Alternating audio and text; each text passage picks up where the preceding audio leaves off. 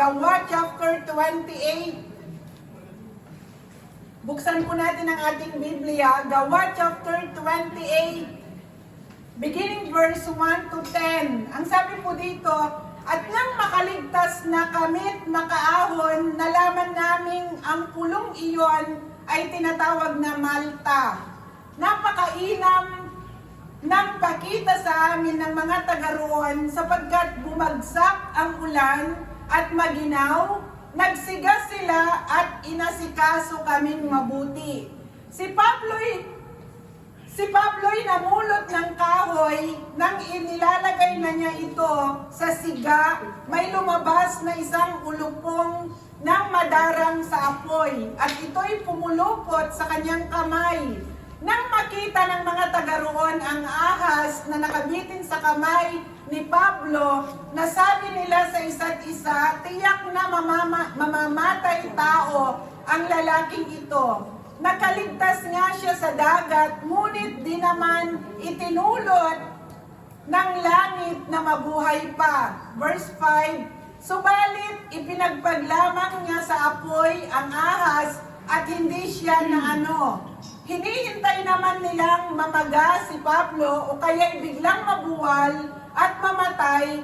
Nang matagal na silang naghihintay ay wala namang nangyayari sa kanya nagbago sila ng akala, isang Diyos iyan, wika nila. Ang pinuno sa pulong iyon ay isang nagngangalang Publio, malapit sa lugar na iyon ang kanyang lupain. Malugod niya kaming pinatuloy sa loob ng 3 araw. Nagkataong nararatay noon ang ama ni Publio dahil sa lagnat at dysenteria. Kaya't dinalaw ni Pablo. Pagkatapos manalangin, ipinatong niya ang kanyang kamay sa may sakit at ito'y gumaling. Dahil sa nangyaring ito, nagdatingan ang ibang mga taga roon na may karamdaman at sila'y pinagaling din. Pinarangalan nila kami sa iba't ibang paraan at binigyan ng lahat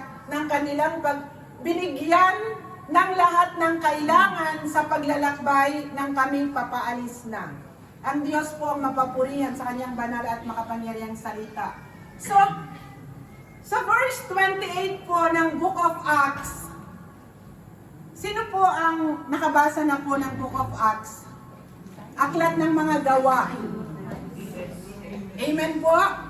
So, dito po sa chapter 28 ay, kung maalala niyo po yung nag-preach ako one time, na yung sinasakyang barko ni Pablo, ni Apostol Pablo, ay tumaan po sila ng unos, ng storm, ng shipwreck, nasira ang kanilang barko na sinasakyan, at doon po ay sa kanilang paglalakbay, sa dami po ng naranasan nila, nagkaroon po ng delay. Ibig sabihin, pag may storm, kagaya po ng bagyo, pag may storm ay nagkakaroon po ng delay.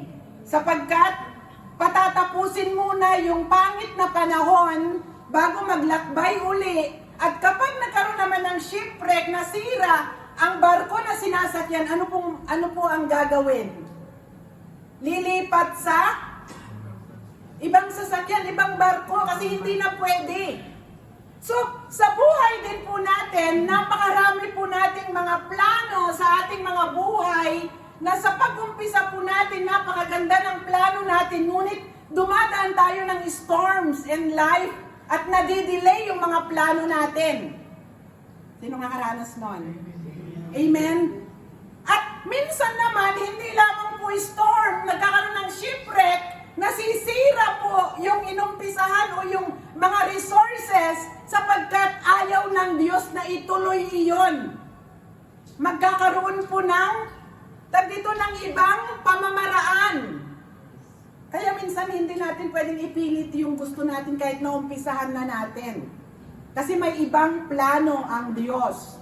Kaya dito po, sa buhay po ni Pablo, sa pagkabasa po natin ng Book of Acts, di ba parang mayroon siyang may naglalahad? Di ba? May narrator. So, sino po itong narrator na ito? Sinong nagnanarrate doon sa Book of Acts? Mga Bible ano dyan, student. Di ba? So alam natin na ang Book of Acts ay isinulat po ni Lucas. Siya po yung nagnanarrate ng Book of Acts sapagkat kasama po ni Pablo si Lucas sa kanyang paglalakbay papunta ng Rome. Sapagkat si Pablo pupunta siya ng Roma, ay kikitain niya ang emperador sapagkat yung paghatol sa kanya, sa pagdakip sa kanya ay hihingi siya ng justice doon po sa Roma. Ngunit dito po ay sa kanyang paglalakbay ay nakaranas po siya ng storm and shipwreck. At dito po sa binasa natin, dahil nasira yung kanilang barka na sinasakyan, ano pong nangyari? Ano pong nangyari? May nagsabi sa mga nakasakay, patayin ang lahat ng ang mga tao dito, yung mga criminals na kasama ni Pablo, para walang makatakas. Kaso ang kapitan, yung favor kay Pablo, kung iuutos na papatayin lahat, pati si Pablo mapapatay. Kaya ano pong nangyari? Inutusan sila na tumalon doon sa nasirang barko at sila'y lumangoy at sila ay nakarating sa Malta. Kaya ito po yung binasa natin sa Malta. Sila ay nakarating sa island of Malta. At doon, ang sabi po ng Biblia sa binasa natin, ang mga tao sa Malta, bagamat hindi sila kilala, maganda ang pakita sa kanila. Inasikaso silang mabuti at ibinigay ang kanilang pangangailangan. Kaya makita po natin kahit saan tayo mapadpad. Pag ang Panginoong Jesus nasa puso natin, ang Diyos, mayroon at mayroon siyang ilalaan na mga tao na magti-take care sa iyo, na mag-aalaga sa iyo, na magbibigay ng favor sa iyo, hindi ka pababayaan ni Lord. Karabitin mo ang katabi mo. Saan ka man mapadpad, hindi ka pababayaan ni Lord. Amen po? Kahit saang bansa ka pumunta, mayroon at mayroong angel na inilaan ng Diyos na hindi kanya pababayaan. At doon ay, ito po yung introduction natin para po maunawaan natin. Since nasa intercessory praise po tayo, dito po si Pablo, pagdating po niya doon sa Malta at nandoon sa ang mga tao dahil dumating po sila doon, imagine po ninyo na sila po ay tumalon sa barko, doon sa nasirang barko, lumangoy, pagod na pagod, basang-basa, confused, desperate, ano pa ba ang pwedeng maramdaman? Worried. Ayan, worried, takot. Ayan. So lahat na po ng desperation ay naranasan nila, nasa kanila. At doon, dumating sila doon po sa Malta, na yung pag-asikaso ng mga tao doon, nakita nila mayroong fire, may apoy. At doon, pag ikaw ay desperate, ikaw ay worried, ikaw ay lahat na ng mga negativity nasa iyo dahil yung plano mo hindi natuloy, at may nakita ka na apoy, anong gagawin mo? Tanungin mo ang katabi mo, anong gagawin mo?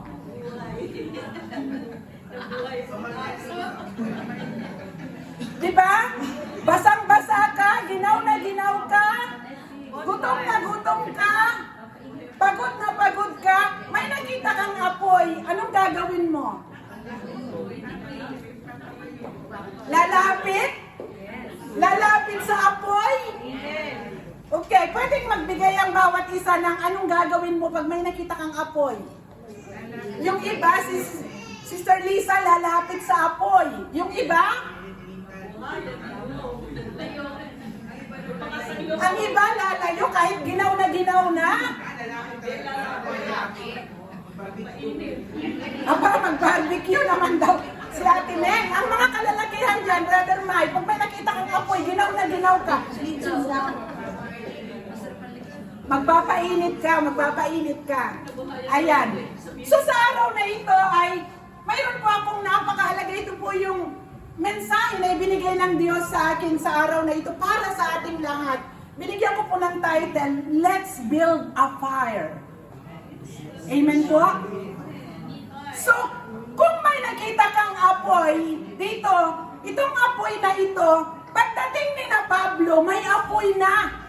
Hindi po sila ang dito nagsindi. Tingnan, unawain po natin ito, mahalaga po ito. Hindi sila ang nagsindi. So sa spiritual na uunawain po natin, tayo rin po, nung na-born again tayo, may fire na. May Holy Spirit na. Pero, dahil nung tinanggap natin si Jesus as Lord and Savior, at tayo po'y nabaptize in the name of the Father, in the Son, in the Holy Spirit, nasa atin na po ang Holy Spirit. Pero, ang tanong, nami-maintain ba natin yung fire? Nami-maintain ba natin yung init ng paglilingkod? Hello? Kaya sabi ko kanina, pumalakpat tayo sa Lord, kita mo sinong umaandap-andap na yung, di ba? Yung on fire sa paglilingkod sa Diyos, talagang palakpak sa Lord kasi pieno ang joy, pieno ng, yung itaw dito, yung pagpapasalamat sa Diyos, pagmamahal sa Diyos, kahit anong panahon, ay nandoon po, on fire po siya. So nakita ko po dito po ay nagsiga sila ng apoy dahil kailangan nila, dahil para mainitan sila. Ang ulan, sabi po dito, umuulan.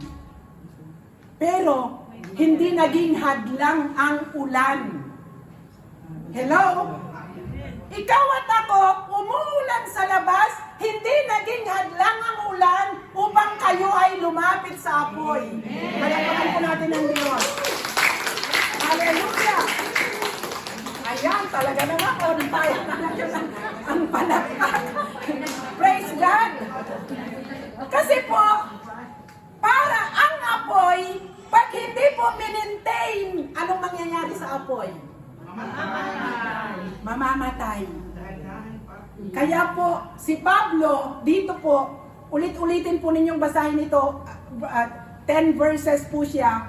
Si Pablo, pagod siya, gutom, lahat na ng pakiramdam ng desperate. Hindi po naging hadlang kay Pablo to gather sticks. Siya po nung makita niya ang apoy, inisip na agad ni Pablo na kapag hindi siya kumuha ng sticks at ilagay sa apoy, mamamatay ito. Kasi po, yung warm ng fire ay may benefits. Nakukomfort sila. Naiinitan sila.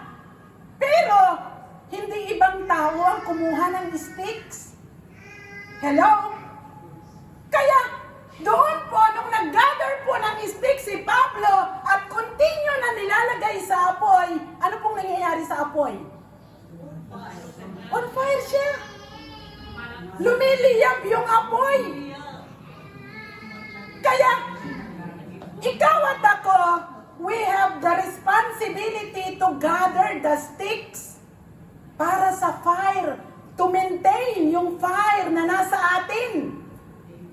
Hindi mo hihintayin ang katabi mo, ang pastor mo, o ang mga ministry heads mo na tatawagan mo na mag-gather sila ng sticks para sa'yo.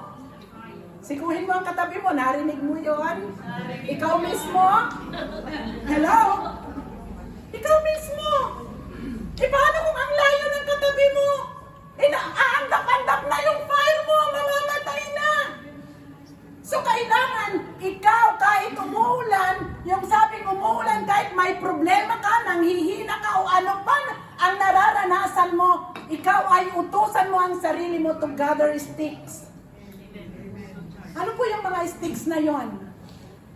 Ito po yung pagbabasa natin ng Biblia. Hindi lamang reading. Kung hindi intindihin natin, meditate natin. Prayer, worship, devotion, fellowship, sapagkat pag ikaw ay sumama sa mga dito nagliliyab ang pananampalataya at nadikit ka, lalo kang dito magliliyab yung apoy. Subukan mong humiwalay. Dahil pakiramdam mo, nanghihina ka daw, pakiramdam mo, ang dami mo nang nararamdaman na mga negativity at nandoon, ikaw ay lumalayo ng lumalayo, hindi mo namamalayan, ikaw ay yung apoy na nasa iyo ay unti-unti nang namamatay. Ramdam po natin kapag po yung fire ng Holy Spirit na nasa atin ay pag hindi na tayo nagbabasa ng Biblia, nananalangin, nagde-devotion, sumasama sa dito maagang dumating sa church, na okay lang sa'yo na pupunta ako sa church kapag nagsimula na si pastor. Aba, yun, ang fire niya talagang wala na kasi tapos na ang worship. Di ba? Pero yung on fire, wala pa si Brother Eman. Aba, nandun na sa labas. Naunahan pa si Brother Eman na maglilinis sa church. Kasi gusto na talagang pumunta sa bahay ng Panginoon. Kaya, dito po ay nakita po natin si Pablo, siya po ay nag-gather po siya ng sticks. At inilagay po niya doon sa apoy. Nang sa ganon, yung apoy ay patuloy na magliyab at ma-maintain yung heat. At nandun po yung power ng Diyos kapag po nagliliyab na yung apoy. Ano po ang nangyari? Anong nabasa natin? Diba? Nung umiinit na, ano pong lumabas? Aba, nakalimutan nila yung binasa natin. Sabi nila siguro, Pastora, ewan ko sa'yo, ikaw ang nagbasa. Ano pong lumabas? Ang ahas. Diba? So, ibig sabihin, pag tayo po'y on fire sa Diyos, hindi na natin kailangan may mag-minister pa sa atin sa deliverance. Kapag mayroong something wrong na nakapasok sa atin at on fire tayo sa Diyos, ito po ay kusang lalabas sa ating katawan, sa ating soul, sapagkat hindi siya tatagal sa kapangyarihan ng banal na Santong Espiritu. Amen po? Kaya dito po, nakita natin si Pablo, sabi ko po kanina, pag nagkaroon ng shipwreck, kasi may ibang plano ang Diyos. Kasi po pagdating ni Pablo sa Malta, di ba? Siya po ay inasikaso ng mga tao at sabi po sa verse 7, ang pinuno sa pulong iyon ay isang nagngangalang Publio, malapit sa lugar na iyon ang kanyang lupain at dito po ang kanyang tatay ay may sakit. Napansin po ninyo kasi kahit hindi mo sabihin na ikaw ay lingkod ng Diyos, mayroon at mayroong situation na gagamitin ka ng Diyos upang maparangalan ang Diyos sa iyong buhay. Amen. Hindi mo kailangan sabihin na ako ay lingkod ng Diyos. Di ba?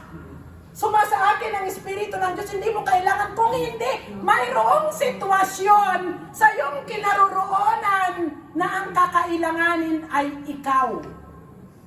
Ano pong ginawa ni Pablo? Ipinag-pray niya. Yung tatay po ni Publio at anong nangyari? Gumaling. At narinig ng mga tao na gumaling yung tatay ni Publio, dinala ang lahat ng may sakit doon. So kung sumasa iyo ang Espiritu ng Diyos, hindi mo nakakailanganin magtawag pa, sila yung pupunta sa iyo. Kasi ang gusto ng Diyos ay mapapurihan ang kanyang pangalan sa iyong pamamagitan ng iyong buhay. Kaya doon po, si Pablo, kaya dito po nakita, nakaka-amaze ang Lord, sapagkat kung ikaw ay naglilingkod sa Diyos, hindi mo nahahanapin ang iyong pangangailangan. Kusang dumarating. Sabihin mo sa katabi mo, pag ikaw ay naglingkod sa Diyos, hindi mo hahanapin ang iyong pangangailangan. Kusang darating. Pagpagal po natin ang Diyos. Kasi po, anong nangyari? Sabi po dito, dahil sa nangyaring ito, nagdatingan ang iba't ibang taga-roon na may mga karamdaman at sila'y pinagaling din, pinarangalan nila kami sa iba't ibang paraan, binigyan ng lahat ng kailangan sa paglalakbay ng kami papaalis na. Di ba? Hindi naman hiningi ni Pablo. Ang mga tao ay kusang ibinigay ang lahat ng kanilang pangangailangan sa paglalakbay papuntang Roma dahil siya po ay in-acknowledge nila na siya ay lingkod ng Diyos. Kaya, huwag po tayong mag-alala kahit ang crisis sa paligid natin, sa Diyos po, walang crisis. Amen. Siya po ang magkakaloob ng lahat ng ating pangangailangan. Amen. Kaya po, sabi ko kanina, to maintain ang fire, kailangan po natin i-gather ang sticks natin. So, sa intercessory praise na ginagawa po natin, ito po ay other kind of sticks para po mag-on fire tayo. At kailangan sa worship through the power of the Holy Spirit, sa worship, kailangan huwag mong intindihin ang iyong katabi. Just you and the Lord. Mag-connect po tayo sa Lord and the Holy Spirit will bless us, will guide us. At doon kikilos po siya sa ating mga buhay. Kaya po, ang acronym po ng FIRE ay, ang F po ay faith, ang I ay indwelling of the Holy Spirit, R ay revival or renewing and refreshing, E is empowerment of the Holy Spirit. So, kailangan po natin na pag tayo po ay, ang sabi po dito, empowerment. Kapag tayo po ay nag-dwell sa worship, tayo po ay i-empower po tayo ng Holy Spirit at ikaw at ako, gagamitin po niya tayo for His glory. Kaya, kailangan, huwag po tayo kahit anong maranasan natin, ikaw at ako, i-gather po natin ang mga sticks na ito. Para po tayo ay, yung fire na nasa atin, hindi po ito mamamatay, bagkos ito'y magliliyab at ang Diyos sa buhay mo at sa buhay ko, siya po ay mapapapurihan. Amen po? Kaya, I believe po ngayong araw na ito, ikaw at ako, wala po tayong ninanais kung hindi ang fire na nasa atin, ito po'y magliyab at ito po ay magbigay ng kapurihan sa ating Diyos sapagkat ikaw at ako ay pinili niya upang mapapurihan ang Diyos sa iyong buhay. Kaya sabihin mo sa iyong katabi, handa ka na bang i-gather ang mga sticks mo? Amen po? Handa na ba tayo? Amen po? Handa na tayo? Kaya po pag nakaramdam tayo, bago po tayo mag-worship, pag nakaramdam tayo na yung apoy na nasa atin ay unti-unti nang namamatay. Marahil, ang sticks na ginagather mo ay isa lang o dalawa lang. Kasi po pag isa lang ang may apoy at ito ay madaling mamatay, ano pong mangyayari? Pag hindi natin binantayan, tayo po'y manlalamig ng manlalamig. Ang gusto po ng Diyos sa oras na ito, sa araw na ito, ang church na kinabibilangan natin, ikaw at ako, na nagre-represent po ng fire ng Holy Spirit, pag tayo ay nagsama-sama on fire sa paglilingkod, on fire sa pagmamahal sa Diyos, on fire sa pagpupuri, on fire sa ating mga ginagawa, bababa ang apoy ng kapangyarihan ng Diyos at kikilos sa buhay ng bawat isa at muli mararanasan natin ang pagkilos ng Banal na Santong Espiritu. Handa na po ba tayo? Hallelujah. So kung handa na po tayo, tayong lahat ay tumayo. Hallelujah. Oh,